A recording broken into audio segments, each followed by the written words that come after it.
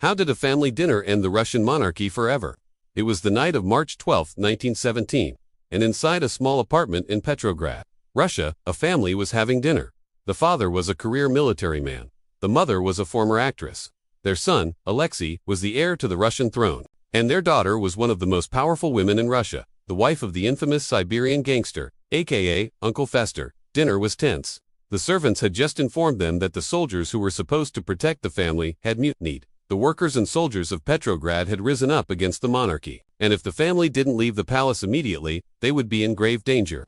The father, Grand Duke Alexander Mikhailovich, wanted to flee to safety in the country's south, but the mother, along with her 2 children, refused to abandon the capital. She had a point. They weren't safe anywhere in Russia right now. But then a servant approached the family. The soldiers outside were getting angry. If they didn't leave right now, they would never leave the palace alive. The family got into their cars and raced through the streets of Petrograd. At this point, the entire country was in chaos. There were strikes, food shortages, political protests, and civil unrest. The people had had enough of the Romanov family's autocratic rule. As they made their way to the station, a group of armed soldiers blocked the road. One of the soldiers recognized the family and shouted, "Long live the Republic!" Then he fired his weapon.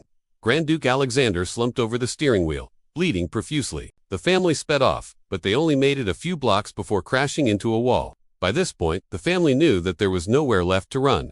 The soldiers who had been protecting them had mutinied. The people of Petrograd hated their family. And besides, the entire country was on the verge of civil war. It was clear to them that the best course of action was to surrender. So they left the cars and stumbled out onto the street. The family had ended their 300 years of rule, and the Romanov dynasty would never recover. It was March 15, 1917, when the family arrived at the Palace Hotel, where they were greeted by a group of angry protesters.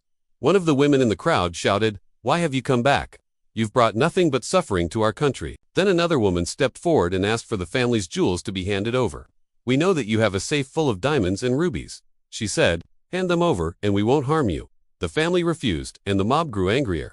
They forced their way into the hotel and began searching for the valuables. The family hid in a basement room while the mob ransacked their palace. They stole everything they could get their hands on, and when they were finished, they left the family with nothing but the clothes on their backs. The family spent the next few weeks moving from place to place, trying to stay one step ahead of the mob. But it was a losing battle. On July, the family was betrayed by one of their servants and turned over to the Bolsheviks. They were imprisoned in a small cottage near Yekaterinburg. For the next 8 months, the family lived in fear of what would happen next. Then on April 1918, their worst fears were realized. The Bolsheviks decided to execute the entire family.